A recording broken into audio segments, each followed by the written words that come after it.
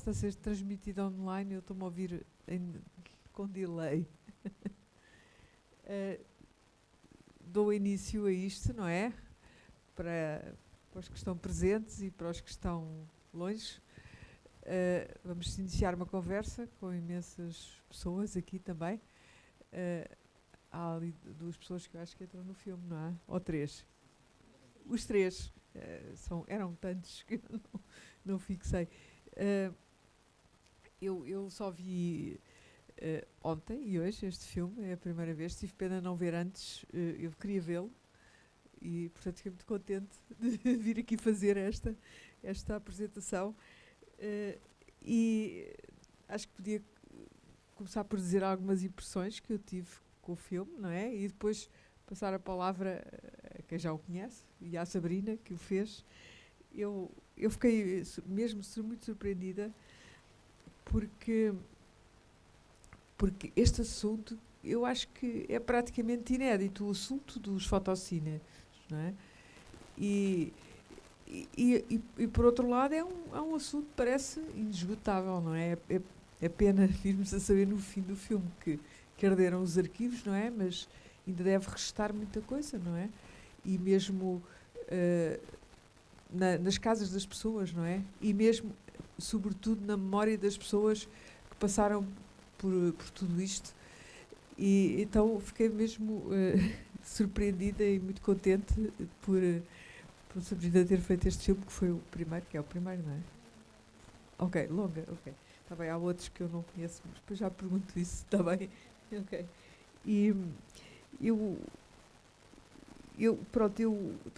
gostava de pôr assim algumas perguntas, que são aquelas que me surgiram do visionamento, e depois serão respondidas enfim, quando quiserem, no meio da conversa, que é, se Sabrina tiveste acesso àquele material fílmico que existe, algumas coisas são mostradas, como é que te orientaste no meio dessa selva, não é? De materiais, como é que chegaste às pessoas que foram fotocines, ou seja, como é que esse trabalho de pesquisa se iniciou e para onde é que ele andou para chegarmos a este ponto em que temos tudo isto aqui junto, concatenado, com revelações interessantíssimas e com pistas para muitas outras coisas. E depois houve coisas também curiosas que me surpreenderam. A relação da propaganda e com a censura é conhecida, não é? Uma mostra enquanto a outra esconde, não é? Portanto, elas são as 2 faces da mesma moeda. Mas o facto de, por exemplo, não haver censura nos filmes para os soldados é uma coisa... são aqueles paradoxos que fazem parte, não é? Da dupla visão do mundo, que é a propaganda e a censura. O facto de haver filmes de guerra que são ficcionados em Mafra, eu acho isso espantoso, quer dizer, não sei se é possível saber quais é que são, não, mas pronto, se calhar, quer dizer que os registros não transportam, digamos, os seus metadados, como hoje se diz, de onde é que foram registados, eventualmente, não é? E, por outro lado, também me surpreendeu um pouco a atitude geral que eu senti no filme, de uma espécie de imparcialidade, depois deste tempo todo, não há um eles e um nós, os contra e os a favor do regime, não é? O Fernando Matos Silva, quando ele diz que o Spínola o interpelou acerca dele ser da CDE, ele admitiu, o Spínola queria virar também o regime, como depois veio fazer esse papel, embora não fosse ele que executasse o golpe, não é? E, portanto, esta ambivalência também é muito interessante aqui, porque eu esperaria, para este assunto, que houvesse mais oposição entre uns e outros, e não foi isso que eu senti. Pronto, e isto eram assim os aspectos gerais que são assim as primeiras impressões. Tenho aqui outras pequenas perguntas que eu depois posso fazer, mas também não gostava muito que estes três históricos guerreiros se apresentassem, que eu não os conheço, peço. Não, eu ainda tentei ver os créditos, mas é demasiadas coisas. E pronto, se calhar depois na outra ronda vou fazer perguntas mais práticas de curiosidade. Está bem? Ok, Sabrina, força. Obrigada. E obrigada aos presentes por estarem aqui e também aos fotocinos por mais uma vez virem dar o seu testemunho. E é precisamente pela generosidade destas pessoas e de todas as outras que entram no filme que eu consegui recolher e montar este puzzle que ainda tem que ser montado. E também posso falar um bocadinho da história do filme. Eu tive uma assistente de pesquisa, a Marisa, que atacou um bocadinho o filme porque o meu produtor, eu trabalho bastante com ele noutros cargos e por acaso comecei por estar a fazer assistência de realização no outro projeto, Rui Simões, e pronto, a Marisa fez essa triagem e eu depois tive necessidade, a meio do projeto, de voltar ao zero, àquele zero de onde a Marisa partiu. E acabei por ver tudo porque precisava de certos materiais para fazer passagens e percebi que tinha outro filme diferente. A parte do tio, de eu descobrir o material que tem o meu tio e que a Marisa, que era a minha assistente de pesquisa, não podia saber, porque ela não sabia que aquele era o meu tio, fez-me ter muita curiosidade em ver tudo, porque eu, entretanto, vi o meu tio uma vez, a imagem em movimento, vi o meu tio 2 vezes e tive que ver todo o arquivo. E, portanto, acabei por fazer essa pesquisa e essa triagem e ter muito presente, também com o meu assistente de pesquisa nessa altura, que depois acabou por ser o Vasco Vasconcelos, e tivemos, pronto, acho que esse contacto massivo com aquilo tudo o que está disponível, tanto no CAV, que é o Centro de Audiovisuais do Exército, como na RTP, a nível de imagens em movimento.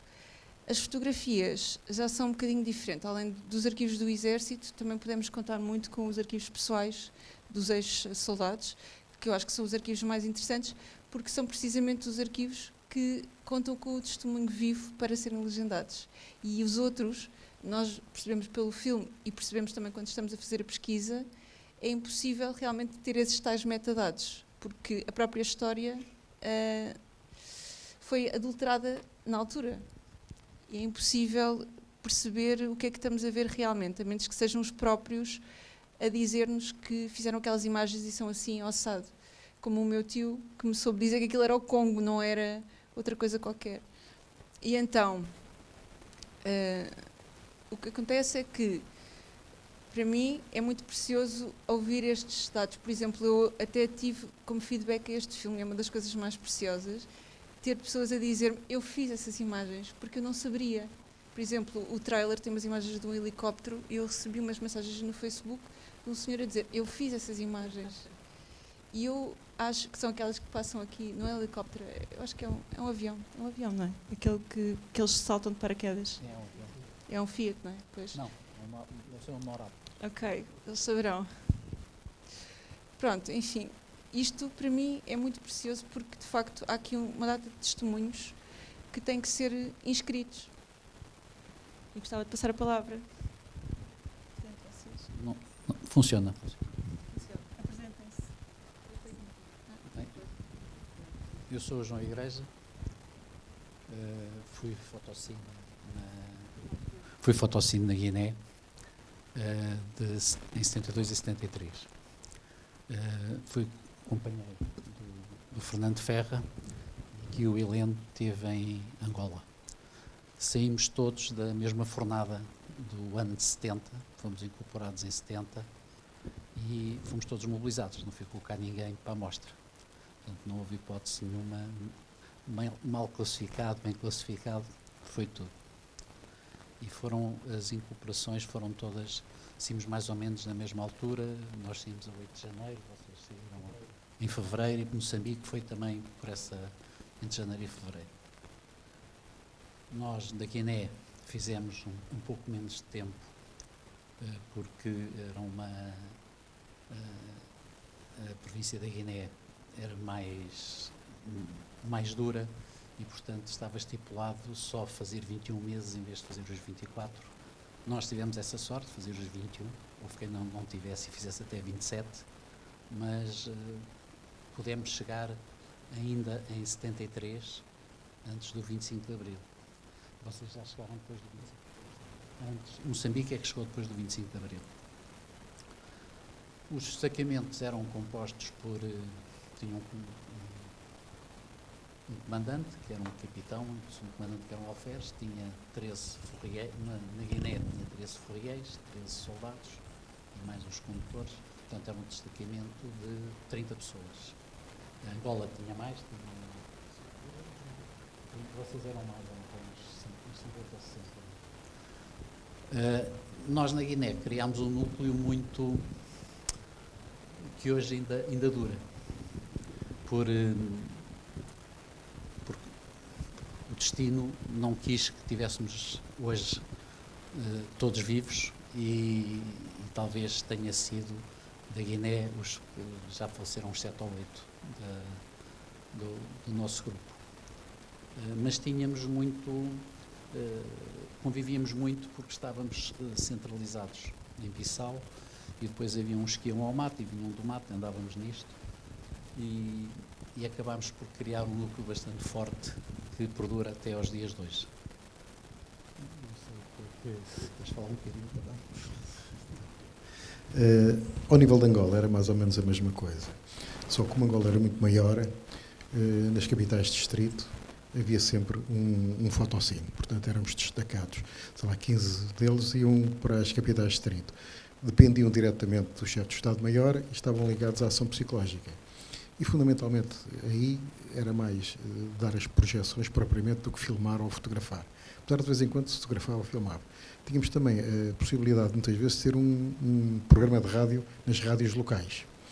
Em Angola, eu tive o primeiro ano em São Salvador do Zaire, em que eu também tive um programa de rádio, que também tem umas cenas engraçadas. Mas depois, no segundo ano, regressei a Luanda e fiquei a chefiar uma equipe de reportagem. Equipas de reportagem essas que não era depois a fingir, é que nós, como tinha um capitão que achava que éramos todos muito operacionais, tudo quanto eram operações com comandos, com paras ou fuzileiros, lá tinha que mandar uma equipa de reportagem para filmar. E normalmente, quando era, sobretudo, com os paras e com os comandos, aquilo havia sempre qualquer Bernarda no meio daquilo. Portanto, nós expunhamos bastante que houvesse algum azar. Mas, felizmente, houve um só do segundo comandante, portanto, o alferes do destacamento, que tive uma operação no leste e o comandante mandou também para o leste para ir comigo, para conhecer, para ver como é que era, que ele tinha entrado há pouco tempo no destacamento.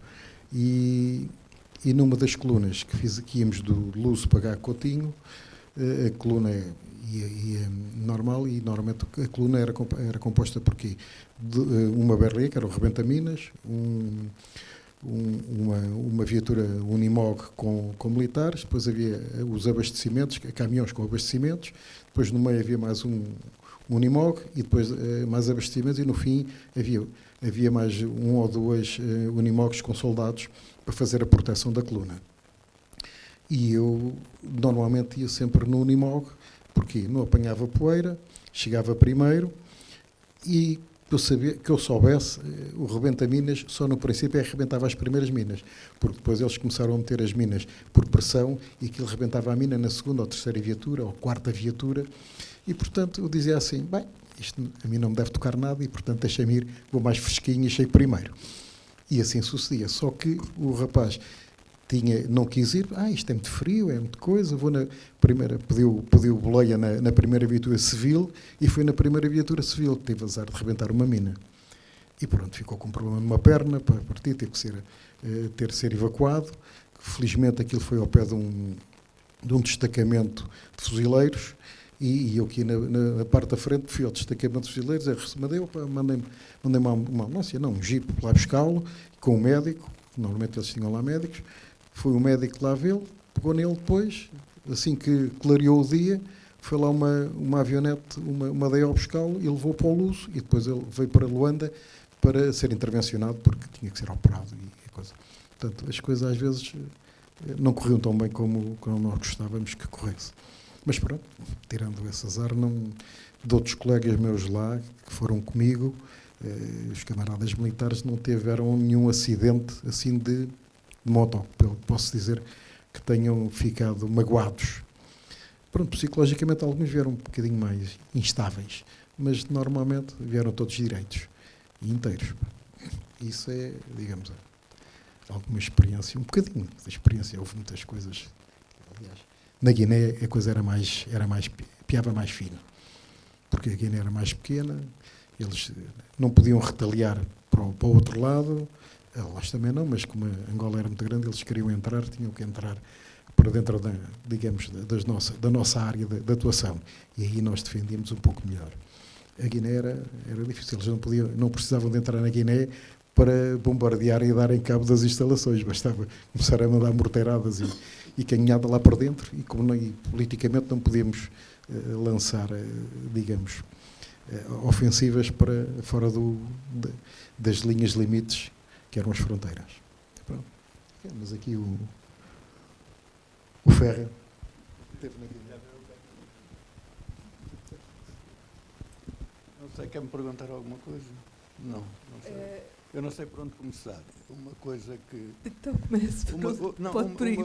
Uma coisa que eu posso aplicar a palavra estranho é que nós viemos de lá há 40 anos. Um bocadinho mais próximo. Nós viemos da Guiné, de Angola, viemos há cerca de 40 anos. E eu pessoalmente, e eles penso que também, eu lembro-me de tudo, praticamente tudo o que vivemos lá. E o ontem já me esqueci. Portanto, aquela carga psicológica que foi viver lá, transporta-nos, se calhar, para o resto da vida, pois. E o Igreja disse uma coisa que é muito importante. Penso que o que prevaleceu daquela atrapalhada toda foi a amizade que nos liga, que foi viver em conjunto situações que penso que a cada um de nós, na guerra, nos tornou melhores homens. Eu penso que viemos lá melhores do que fomos. Mais homens, porque fomos para lá miúdos. Mas quando viemos, penso que o olhar, eu não me lembro, não assisti a nada e andei por muito lado, não me lembro de alguém ter feito mal a alguém. Percebe o que eu quero dizer? Portanto, aquilo que estava a dizer há bocado, de quando vê o filme, não há resquícios de ódios e de ressentimentos. Eu penso que nós tivemos a sorte, ou não é bem a sorte, a forma como encarávamos a população, tudo o que nos rodeava, não éramos más pessoas e não somos más pessoas. E fizemos uma guerra, eu pessoalmente falo por mim, não fiz mal a ninguém, ninguém me fez mal. E acho que isso é muito bom. Estar aqui a recordar e estar aqui com ele. Por acaso há uma coisa que eu há muitos anos que tenho curiosidade de saber, mas não tive tempo de investigar. A história da ação psicológica, da guerra psicológica, que há muitas pessoas que lá estiveram, que falam, não é? Era um departamento organizado ou é assim uma forma de falar de tudo um pouco, ou de alguma propaganda? Eu estive envolvido pessoalmente numa ação psicológica que tem o seu lado caricato. As nossas tropas, dito assim, não sei quem, capturaram um jovem. E eu estava na escala de serviço, porque nós no destacamento tínhamos uma escala de serviço para as reportagens. Essa escala, uns iam para um lado, outros iam para o outro. Havia uma parte de... Estávamos muito juntos, mas o nosso trabalho às vezes era muito solitário. Porque ou ia um operador de cinema e um de fotografia, os outros não sabiam para onde é que nós íamos, voltávamos. Eu como estava no arquivo, fazia o arquivamento das fotografias, o outro que estava no cinema, o João. Enfim, havia essa componente de trabalho solitário. Mas eu lembro-me, e às vezes recordo-me bem, esse rapaz eles queriam tirar uma fotografia do rapaz com um sorriso, para depois fazerem uns folhetos, serem largados de avião para a população onde ele foi capturado, dizer que ele estava muito bem com a tropa portuguesa, que já estava bem vestido, aquelas coisas todas. Em frente do Palácio do Governador do Spínola, é uma rotunda, há o palácio no topo e do lado contrário havia um café com uma esplanada. E a minha função era com uma máquina fotográfica, com uma lente, uma teleobjetiva, tentar fotografar o rapaz a esboçar o mais leve sorriso para a tal fotografia. E eu pus-me o mais longe possível, de acordo com a potência da objetiva. Mas o rapaz estava sempre... ele estava com alferes, à civil, sentados na esplanada. E eu, ou apanhava o varão do chapéu de sol, eu ia-me sempre aproximando. Passei para o meio da rotunda, ia-me aproximando, e ele não se ria. Eu cheguei quase ao pé dos dois, andava ali a fazer uma figura desgraçada ali no meio das cadeiras, para tentar fotografá-lo a sorrir, e ele não sorriu. E, portanto, o trabalho ficou sem o rapaz sorrir. Ele teria para aí 18, 19 anos, não tinha mais. Uma outra que eu me lembro, eu no arquivo, também tinha atrás havia um espaço para fazer a fotografia tipo passe para a população. Eu lembro-me que foi um guerrilheiro, foi lá para o destacamento, para ser fotografado. E fui eu que lhe fui fazer a fotografia, eu e o soldado estava comigo, que era o Trindade. E fomos lá para trás para fotografá-lo. E uma coisa que me impressionou foi a postura daquele homem, que tinha um buraco de um estilhaço por baixo do ouvido que entrava lá quase um dedo. E ele não esboçou um sorriso, não disse um ai, nada. Eu fiz o trabalho que me competia fazer, ele deixou-se fotografar, foi à vida dele, não sei o que se passou, mas impressionou-me aquele homem. Impressionou. A parte da ação psicológica era muito incentivada pelo Spínola.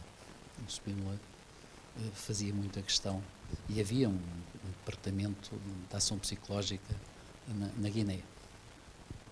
E nós, muitas vezes, íamos para o mato, e o Spínola, íamos com o Spínola. Eu e o Ramos andámos muito com o Spínola, e ele muitas vezes não queria que nós fôssemos fardados, queria que fôssemos à civil, para não pensarem que eram repórteres militares, mas sim repórteres civis. E fiz muito mato à civil, eu conhecia a Guiné toda, por todo o lado. Portanto, o Spínola tinha sempre esse cuidado. Pronto, e aqui uma situação engraçada. Nós, quando íamos de manhã cedo com o Spínola e chegávamos, sei lá, à meia da tarde. Ele normalmente ia e vinha. Íamos de helicóptero, eu andava de helicóptero e de avionete várias vezes por semana, e quando regressávamos, fora de horas, tínhamos que ir almoçar, comer qualquer coisa. E então o Exército, como já não havia messe aberta, pagava-nos a refeição num restaurante em Bissau. Nós juntávamos as faturas e íamos entregar essas faturas à ação psicológica, ao quartel, onde estava a ação psicológica. Quem me recebia as faturas era o Hotel Saraiva de Carvalho. Portanto, tem alguma graça essa parte. Mas, portanto, havia muito, o Spínola levava muito a sério toda essa parte da ação psicológica. A ação psicológica era sobretudo sobre as populações sobre as locais, populações, não é? exatamente. Ou vinha também, tinha o seu, digamos, não, era retorno mais sobre as populações. Ok. Mas se repara, o 25 de Abril sai da Guiné. Portanto, sai do Spínola, e a maior parte dos oficiais que estão no 25 de Abril estiveram todos na Guiné com ele. Só queria acrescentar que, no fundo, a ação psicológica era dupla, não é? Porque vocês eram agentes dela junto das populações, mas também havia a ação psicológica para os soldados, para moralizar as tropas. Sim, essa parte Não é? havia, mas ele o que levava mais a sério mesmo era sobre as populações, porque ele tinha, eu acho que ele pensaria que conseguiria pacificar e conseguir ter a população do lado dele. E eu gostava de acrescentar, porque falámos de outros projetos, o meu projeto seguinte, que se chama Lusotropical, e eu chorei muito porque não tive tempo de ter apoio neste projeto novo para entrevistar o Otelo a tempo. Eu gostava imenso de ter contacto com o testemunho dele, porque eu acho que este assunto é um assunto enorme que ainda está bastante fechado. E eu gostava de ter acesso a este tipo de construção e também de perceber um bocadinho como é que esta construção muda também com a passagem do regime. E eu gostava, pronto, este projeto entretanto foi reformulado e é o meu projeto seguinte. Museu Tropical? Lusotropical. Lusotropical. A partir do conceito de lusotropicalismo do Freire. Ok. Lusotropical é o título. É o título, sim, Ok. é o título de trabalho. Muito interessante isso. Bem, e já agora eu gostava de perguntar, Sabrina, um filme com esta quantidade de informação, que é imensa, não é? E que não ficou no filme, demorou quanto tempo a fazer? E além disso também parece-me que já ouvi falar que já teve uma versão anterior. Porquê? Não teve uma versão anterior, foram pequenos ajustes. Ok. Mas demorou cerca de 2 anos, mas não foi por causa porque foi uma pesquisa extensiva, não foi por causa da intensidade propriamente da pesquisa, foi sendo feita, porque eu tive que justapor a outros projetos da mesma produtora e, portanto, foi sendo feito. E lá está, como eu comecei por dizer, o filme reformulou-se a meio e foi uma estrutura a posteriori, o início e o fim. Eu decidi que tinha que incluir o meu ponto de partida e o meu testemunho pessoal e não foi necessariamente uma coisa que eu quisesse fazer ao início. Começou por ser um filme que era para descobrir quem eram os fotocines e depois acabou por ser um filme da minha própria história pessoal e porque é que eu, que não sou historiadora especializada neste assunto, vou parar este assunto.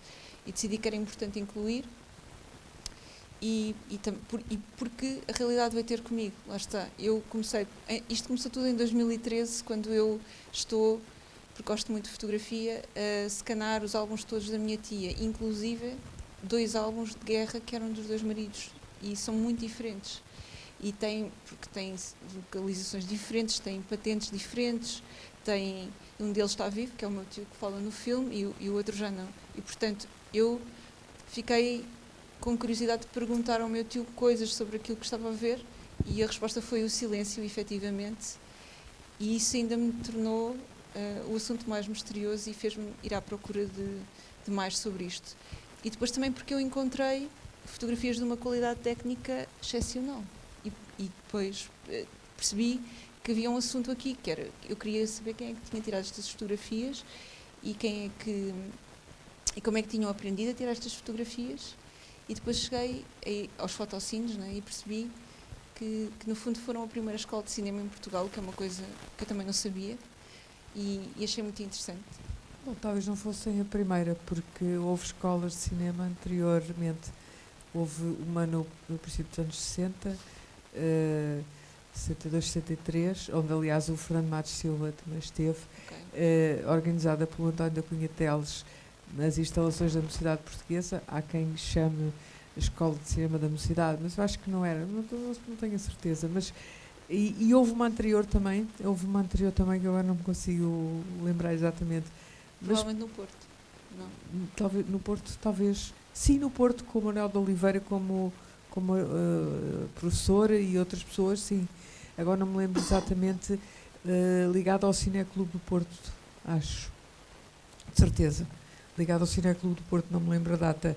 Mas, portanto, esta não terá sido a primeira, mas...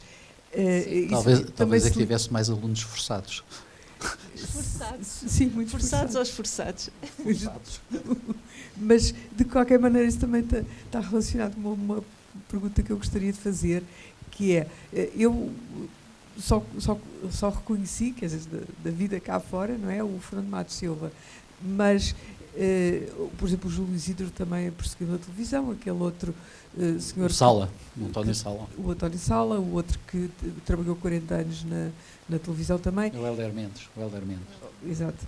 E gostava de perguntar se também deram seguimento a esta, digamos, a essa veia profissional, não é? Eu, quando fui para a tropa, já estava na RTP. Eu depois não estava na RTP como operador de câmara, estava na RTP na secção de programação, e depois, por ter ido para os serviços cartográficos, acabei por aprender bastante, e quando regressei é que fiquei como operador de câmara na RTP. Fiz o curso interno, lá tinha que fazer, porque aparece o 25 de Abril, e portanto houve logo um renovar de gente. E depois segui esse percurso durante a minha vida quase toda, exceto os últimos 10 anos, mas segui. Estive na RTP, estive em publicidade, estive numa produtora de publicidade, portanto, segui essa vida. A minha vida tem pouco a ver com a parte do cinema. Acontecia que eu tinha uns amigos que tinham um laboratório fotográfico e de vez em quando íamos para lá fazer revelações, mas quando fui para a tropa também já estava a trabalhar na CRGE e estava na área de informática, onde ainda havia informática com painéis e fios e essas coisas todas. Depois também, quando entrei nos psicotécnicos, disse que revelo fotografias e sei, no laboratório e essas coisas, também sei informática. Não? E foi assim que eu fui parar aos cartográficos do Exército e para a área de fotocine. Quando saí, entrei na área de informática, depois programação, análise, e foi por aí fora, e EDPs, e pronto, e acabei a minha vida depois dentro do próprio grupo, em outras áreas, já de gestão e tudo, mas foi assim, quer dizer, dediquei muito. Agora, tirei muitas fotografias, fiz muitas filmagens para mim e da família. E tirando isso, nunca mais trabalhei nesta área. Os arquivos familiares também são muito interessantes, porque também contam a história das pessoas, e a história das pessoas muitas vezes está ligada à história do político-social também, não é? Sim. Um dia há de haver mais gente a explorar esses filões. As doações são muito importantes. Sim. As doações de familiares ao Exército são muito importantes. E existem essas doações. E também há compras do próprio Exército de fotógrafos e de fotocines, de espólios inteiros. E eu acho isso muito importante, e isso até era interessante discutir, porque quando apanhamos fotos na Feira da Ladra não sabemos nada sobre aquilo. É importante que as coisas cheguem organizadas de alguma maneira, ou o máximo possível. Quer dizer que os fotocines, além de fotografias, será que também filmaram as suas expensas como o Fernando Matos Silva? Há alguns filmes Super 8, vocês já viram também, provavelmente, não é? Eu nessa área nunca explorei. Mas era raro. Mas já bem mais tarde, mas é só fotos de família. Essa parte de explorar tudo isso, não sei, talvez aqui o... Não prosseguiu nessa área. Ele ainda não... Bem, eu tenho que responder à primeira pergunta, o que é que eu fiz depois, não é? A minha vida foi o ensino. Portanto, eu fiz tudo o que quis na vida, foram anos muito bons. Aqueles que eu dediquei à minha vida de professor, gostei muito. E, paralelamente, a ilustração. Portanto, a ilustração acompanhou-me sempre desde criança. Portanto, eu diria que o desenho acompanhou-me. E o resto foram coisas boas que me sucederam, tendo aquele interregno da Guiné que foi mais violento, aquela coisa toda, mas sim, mas também teve muita coisa positiva. Quanto aos filmes, não tenho assim nada, foi mais a fotografia. Nós tirávamos muitas fotografias. Já agora vou só fazer uma pequena correção àquilo que eu disse há pouco, não estava previsto dizer, não me lembrei. O tal curso organizado pelo António da Cunha Teles, que as pessoas chamam da Mocidade Portuguesa, na verdade era o Estúdio Universitário de Lisboa, ao parecido. Portanto, era uma coisa ligada à Associação dos Estudantes, não sei se de letras, pronto. É só para ficar no registro, que isso não é que tenho interesse agora para a conversa, mas é para não ficar Sim, assim. mas é importante. E, aliás, o próprio Fernando Maes de Silva fala de duas pessoas muito importantes que depois seguiram a carreira do cinema, que eram o assistente dele de som, o José Nascimento, e o assistente dele de imagem, que era o José Luís Carvalhosa, grande diretor de fotografia. Pois, que depois ele foi câmara assistente de imagem. Pois. Mas também temos o Armando Carvalheda, que ainda penso que ainda está a trabalhar. Carvalhosa são dois. Hã? Não, passa depois. Desculpe. É só há pessoas a ouvir alguns. O Zé Luís Carvalhosa era operador de câmara e foi diretor de fotografia. O José de Nascimento, ligado ao som, e também foi, de certa forma, acho que ele chegou a realizar filmes. Realizou e filmes muito bons. E há bocado, quando se falou do Hélder, do que estava há 40 e tal anos na RTP, o Hélder Mendes, ele era realizador, ele não era repórter, ele foi realizador. Na altura, talvez, mas depois, durante muitos anos, foi realizador na RTP. Mas houve vários que passaram, tivemos connosco, teve o Peixoto, quem? O Peixoto, que era da Renascença, houve outro, o Sansão Coelho da rádio, e o Armando Carvalheda também. O João Paulo Diniz não era de Fotocine, mas também esteve connosco na Guiné. Portanto, passaram várias pessoas que depois fizeram carreira, né, ou na locução ou no cinema. E já agora, então, também gostava de perguntar à Sabrina, só um instantinho. Então, também tenho curiosidade de saber, porque não sei, se calhar devia saber, mas não tenho estado atenta, o que é que fizeste antes deste filme? Porque este filme tem toda uma construção, uma composição, a imagem, a concepção, é tudo de uma elaboração muito apurada já, não é? Portanto, alguma coisa de importante terás feito antes para chegar aqui, assim. Não sei se é importante, mas... Pelo menos, sei lá. Eu fiz filmes de escola, eu francamente só fiz filmes de escola, mas fiz filmes de escola que, por exemplo, foram orientados por pessoas que eu admiro muito, como o professor José Manuel Costa, e que eu acho que a grande escola da Universidade Nova, por exemplo, é o facto de nós fazermos tudo sozinhos. Aprendemos a fazer a imagem, quer dizer, não aprendemos, eu acho que é aquilo que se gera. Acabamos porque é uma faculdade tão teórica que nós acabamos por fazer muitas coisas em autonomia. E foi isso. Eu muitas vezes tenho alguns filmes de ficção que fiz na escola de cinema e tenho documentários que fiz na Nova. E foi essa a minha formação em cinema. Pronto. E os da escola de cinema têm mais elaboração porque são ficções e têm outros tipos de ajudas técnicas. Os documentários da Nova, que são posteriores, sou eu e a minha câmara, e depois tenho só pós-produção, áudio e etc. Portanto, é daí que vem, é a autonomia a criar imagens, é só isso. Uma curiosidade também é, como é que, se foi fácil ou não aceder às imagens em arquivo, pesquisá-las, pagá-las, financiá-las, etc. Por causa disto, constituir uma tese de doutoramento, felizmente o Exército foi muito de demérito, digamos assim, e não nos cobrou rigorosamente nada pelas imagens, o que seria um valor astronómico que se cobrasse. Portanto, porque tinha esta vertente académica, de facto, facilitou o livre acesso aos arquivos, e é a única maneira de fazer este filme é com livre acesso. Isso também me faz ter vontade de deixar inscrito que tem que haver sensibilidade, por exemplo, de organismos como a RTP, e porque tem regras muito restritas que são tabuladas. Por exemplo, eles só davam 10, são co-produtores do filme, mas só davam 10 minutos no máximo.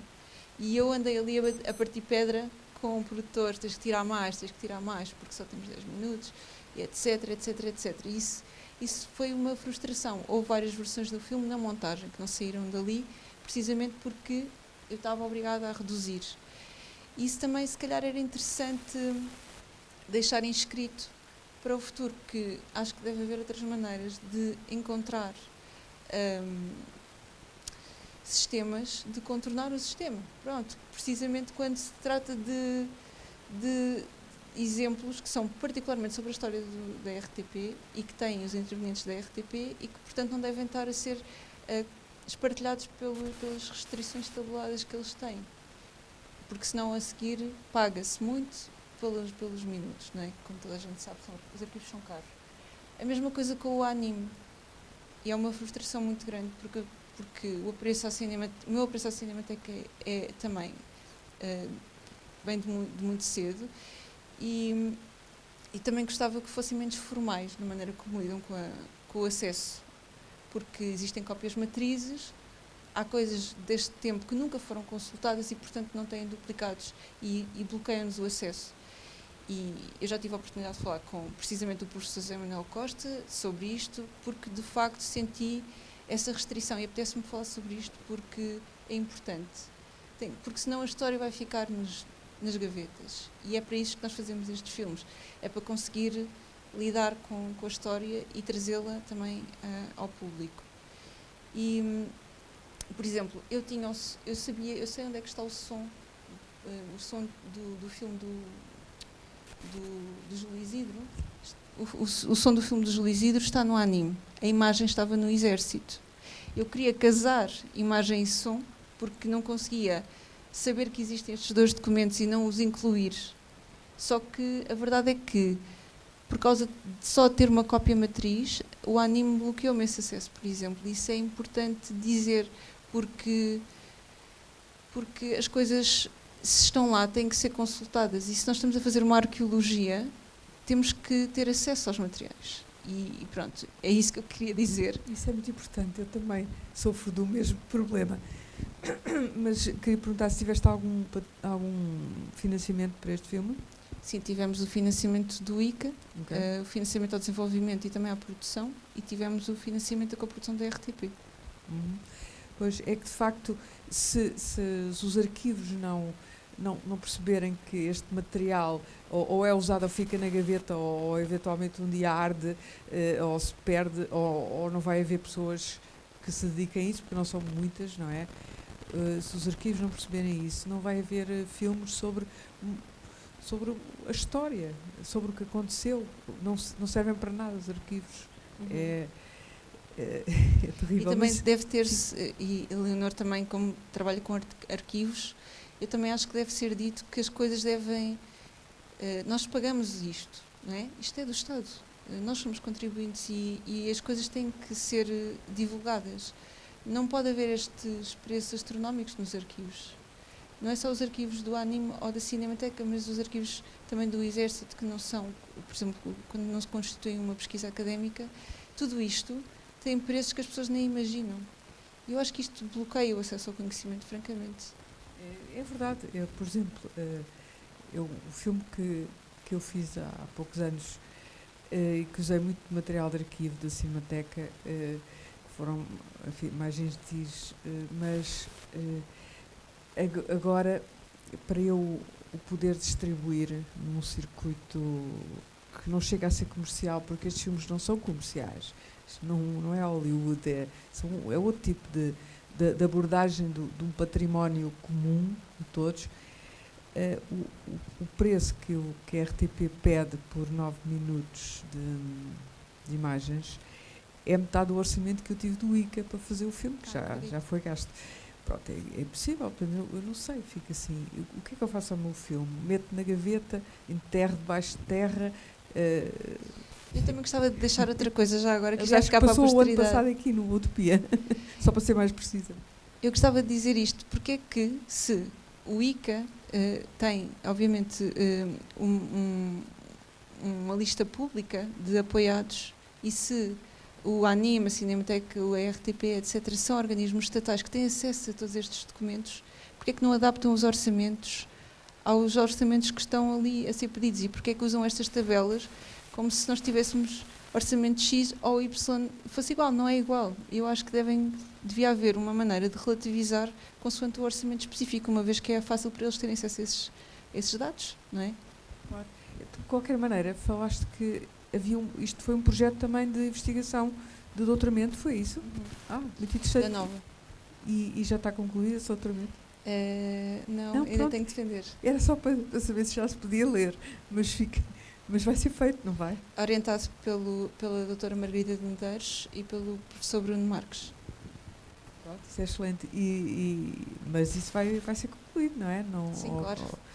Ok, porque às vezes a pessoa dispersa-se por muitas coisas e isso então vai trazer muitos outros elementos, não é? Mesmo históricos, não sei se a tua abordagem é histórica ou de comunicação, é mais qual é que é já agora o âmbito dessa investigação? O âmbito académico, digamos, o âmbito disciplinar. Eu gostava no futuro de poder fazer uma coisa como a Leonor fez com a sua própria tese, que é distribuí-la ao espaço público, adaptando, claro, mas se calhar trazendo também filmes que possam ser interessantes para uma versão adaptada com um objeto DVD-livro, por exemplo, para mim era o ideal, porque foi este o tema que eu escolhi. E a minha perspectiva tem muito a ver com... obviamente tenho que integrar tenho que integrar isto historicamente, mas depois também traz a questão da propaganda e a questão do álbum privado também como uma construção de memória pessoal e de autopropaganda.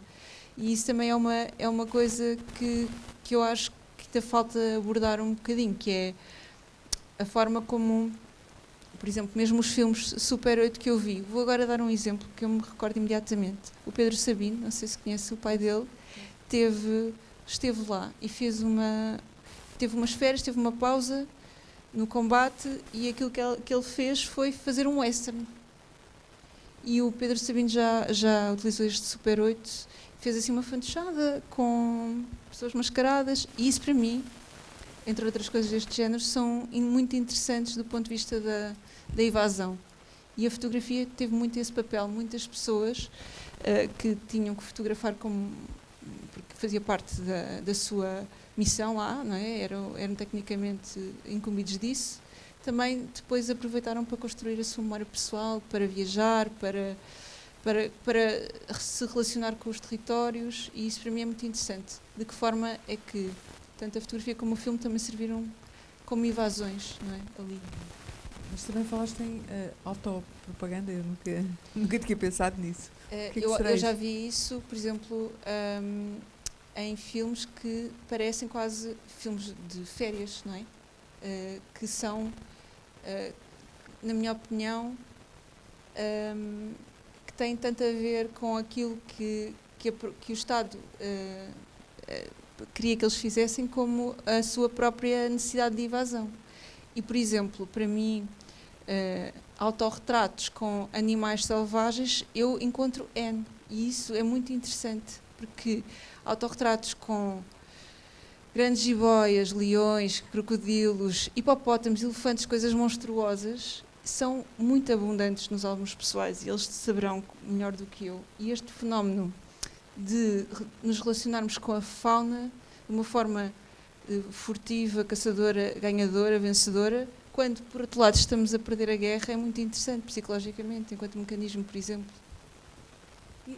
Suponho que existirão já trabalhos sobre os arquivos pessoais ou não? Trabalhos de investigação, trabalhos de recolha, de compilação, arquivos fotográficos pessoais da guerra, neste caso. Existem? Existem. Este tema, por acaso, tem sido abordado muito. Existem várias realizadoras, até curiosamente, a abordar este tema. Por exemplo, a Ariel Bigot também fez um filme sobre isto. Sim, eu vi. Mas a questão do arquivo pessoal, da relação da pessoa com o seu arquivo e o relato, porque a pessoa que fotografou ou até a pessoa que recolheu o arquivo, não é? Como os da tua família, da tua tia, não é? Essas pessoas têm histórias, o arquivo não fala sem elas, não é? Isso é um campo de descoberta, se calhar, que vai muito para além da história, do cinema, da comunicação. Os caras chegam, deve tocar na área da psicologia, da antropologia, não é? Esses arquivos são riquíssimos se houver quem os saiba ler, interpretar e explicar, não é? Por exemplo, seria, e eu falei um bocadinho sobre isso, era indispensável que o meu tio falasse para me legendar aquelas fotografias. Eu não sabia, se ele não me dissesse, o que é que ele estava lá a fazer. E os próprios arquivos também não me diziam, porque eu, por exemplo, vi um diário de companhia e por acaso eu devia ter incluído isso no filme e não incluí. Depois nós percebemos outras coisas depois de ver o filme. Eu gostava de ter incluído isso, que é que os próprios documentos não me dão clareza. Existem diários de companhia, estão no Arquivo Histórico Militar, e eles têm desenhos das movimentações, vocês devem conhecer, devem ter visto o vosso próprio diário, e depois também tem outras coisas, como quem é que se portou mal, quais é que foram as faltas disciplinares, a biografia também dos soldados, de alguma maneira, conseguia aceder a isso, por exemplo, conseguia-se perceber que o meu tio era muito indisciplinado, era mal comportado, etc. E tinha algumas faltas disciplinares, mas não conseguia aceder ao cargo, não é? Tinha um técnico indiscriminado, uma coisa assim. E isso torna muito importante o testemunho dele, porque aquelas fotografias foram de Action Man. Ele fotografava-se porque tinha tempo, não é? Agora tira uma fotografia aqui ao pé do avião. É a tal autopropaganda. É porque, mas isso está desmontado aqui, não é? Porque ele precisa de mandar fotografias para a família em como ele está a ser útil, mas ele não está propriamente, ele é padeiro. Para ele não está a ser. Ele está a ser, mas para ele não está a ser, porque os outros é que andam lá e tal. E por exemplo, eu só consegui falar com o meu tio quando ele me disse, eu tenho que falar com os meus colegas ao lado, porque eu não quero aqui aparecer na televisão como se eu fosse alguma coisa. E para ele, aquilo que ele fez não é nada comparado com o amigo que tem uma amputação, por exemplo. Bem, e talvez haja pessoas que ainda queiram participar, ou está na hora já de acabar, Carolina? É uma pergunta aqui no chat online, por isso é que queria, sim, como estamos a ter a transmissão e está aberto. Portanto, a questão é, de que forma a censura limitava a recolha audiovisual dos fotocines? Apenas permitia a recolha de certas imagens e de certas situações, ou fazia-o na fase de seleção e edição desses materiais? Não sei.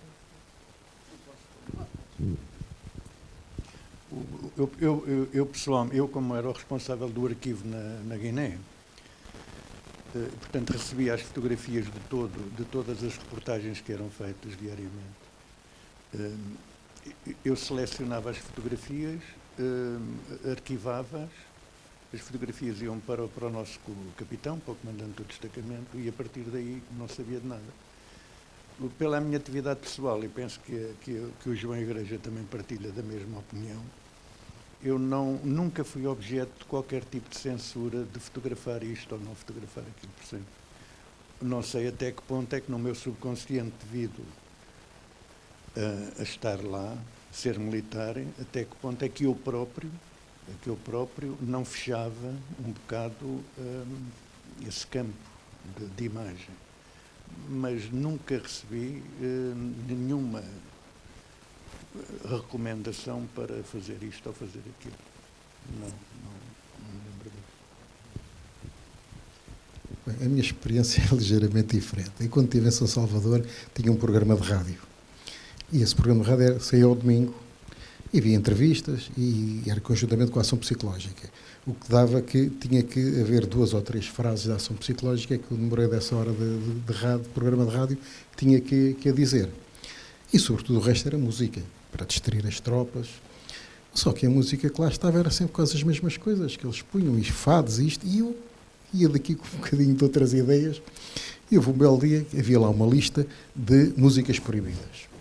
Eu assim, tudo bem, música, fui ver as listas, fui ver os discos que haviam, e havia lá um do Zeca Afonso, olha, mas esta música não está aqui como sendo proibida. Então, nem tarde nem cedo, vou apresentá-la. Então, e meti lá a música. É óbvio que no dia seguinte, o chefe de Estado-Maior chama-me ao gabinete dele e dá-me pá, você anda para aí a pôr coisas subversivas. E eu, então, música, não, esta que está aqui no papel, e ele veio-lhe o papelinho, não está aqui no papel, portanto, era daquelas que eu...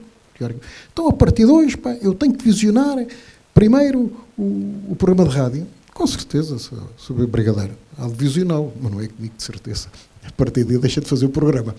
Também estava-me quase a vir embora.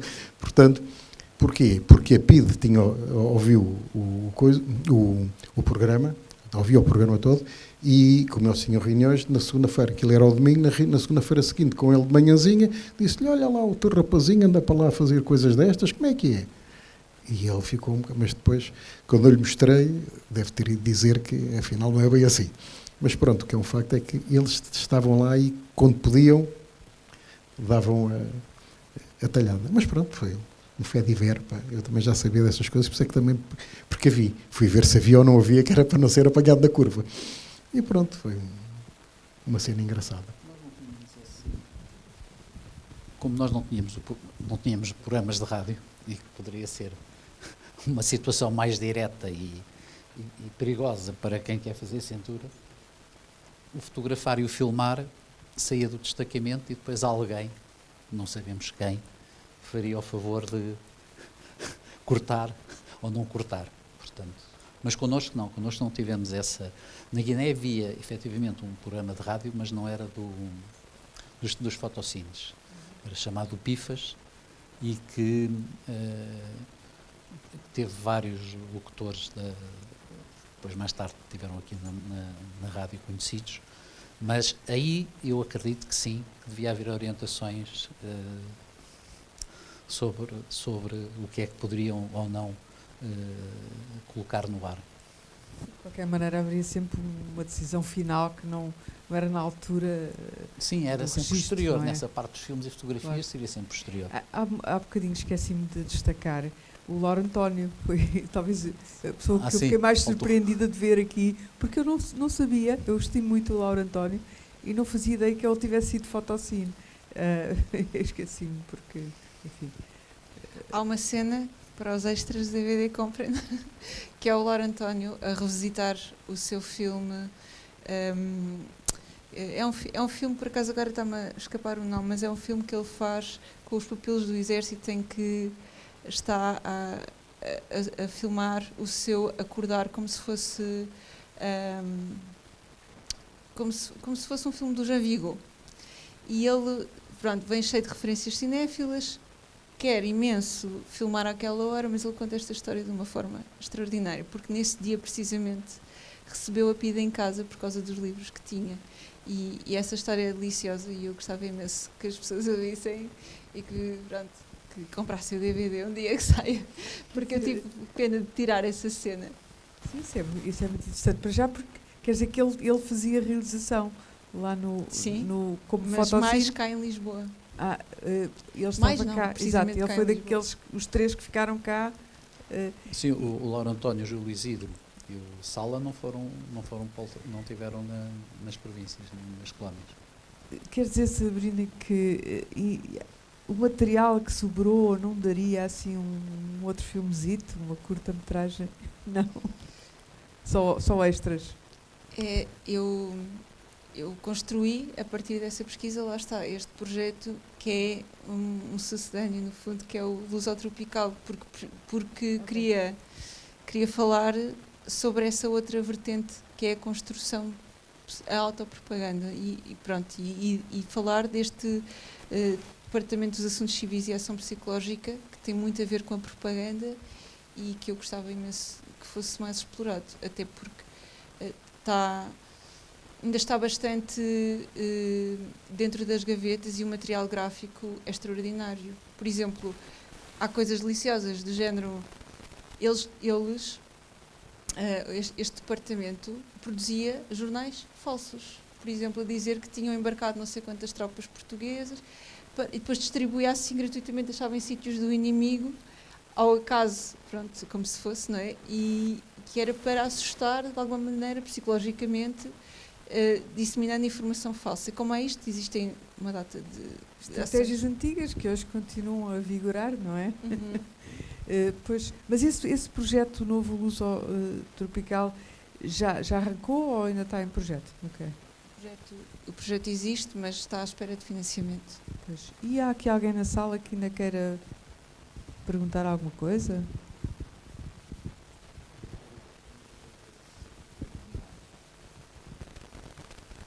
Não sei se querem dizer mais coisas, não sei se já passou o tempo devido ou... E ainda temos tempo ou... Ok. Eu gostava de fazer uma pergunta, então. Como é que foi para vocês voltarem a reunir-se para desenterrar juntos esta memória? Porque, de alguma forma, dinamizou um bocadinho a vossa relação, suspeito. Não foi bem assim. Como disse, nós da Guiné tínhamos uma relação bastante próxima. E nós encontrámos-nos durante estes anos todos com muita frequência. E, portanto, este filme veio efetivamente trazer à memória determinadas situações que passamos. Mas nós próprios, quando nos encontramos, lembramos de alguns episódios e sempre levamos isto sempre um bocado para a parte mais cómica. Portanto, que acho que é também muito mais saudável do que estar a bater com a cabeça nas paredes, que isso não faz parte de mim e também não faz parte ali do ferro. Por exemplo, em relação a isto que a Sabrina está a perguntar, quem organiza os encontros sou eu. E é dramático. É dramático. Eu tenho que deixar aqui publicamente, porque somos 6 ou 7, não somos mais. Mas para organizar um almoço com eles é muito complicado, porque um tem fisioterapia à segunda, o outro tem uma radiografia à terça. Eu sou o único que estou bom. Eles têm que marcar aqui, desmarcar acolá. E então agora está marcado. Vai ficar marcado para o dia 8 de janeiro, que é o dia em que fazemos 50 anos em que embarcamos. Mas em relação ao que estava a perguntar, de se o filme avivou a nossa relação e as nossas memórias, aconteceu uma coisa muito engraçada comigo e com o Ramos. No filme,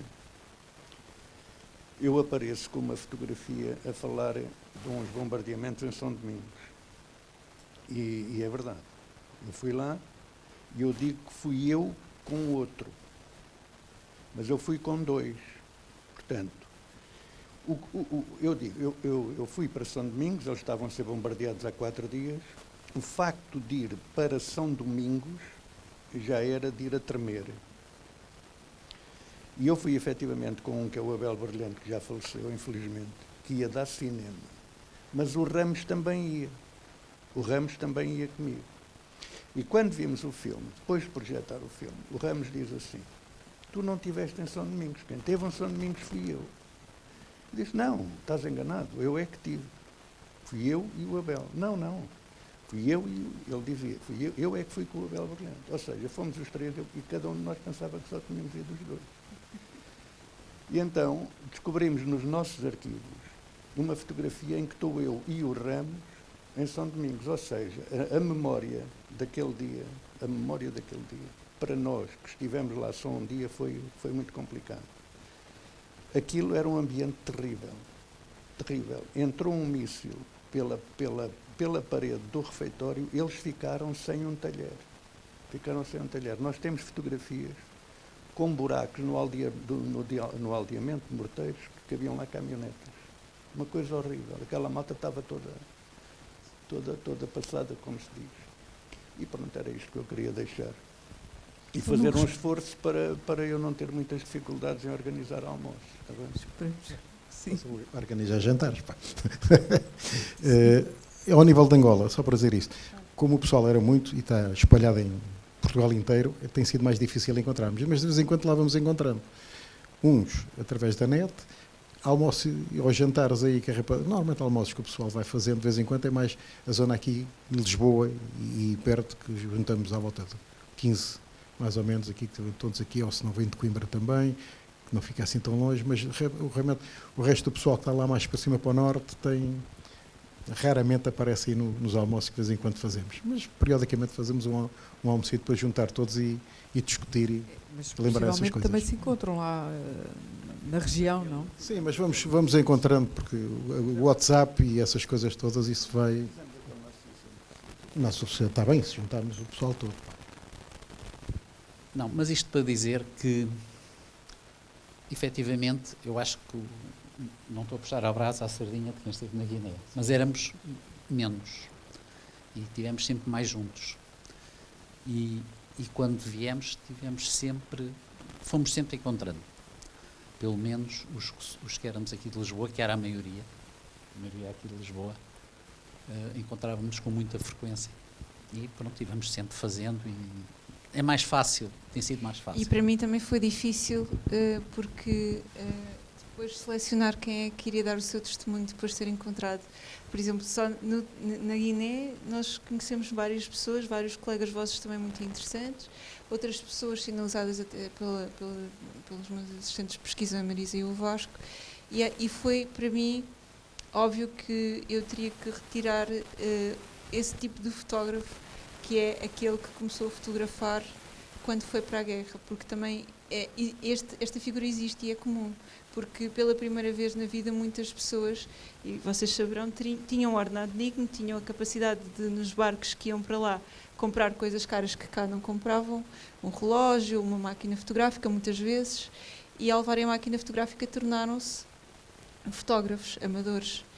E existem fotografias extraordinárias de fotógrafos e com histórias incríveis, que eu infelizmente tive que tirar deste meu processo de pesquisa porque percebi que isso era outro filme. Mas como é que chegaram às pessoas? Foi a partir dos arquivos, foi a partir dos amigos, foi a partir de... Foi como? Como é que essa rede se... Porque tem muita gente que, apesar de tudo, que aparece aqui, não é? Existem, obviamente, eles falaram da internet e da maneira como estão ligados.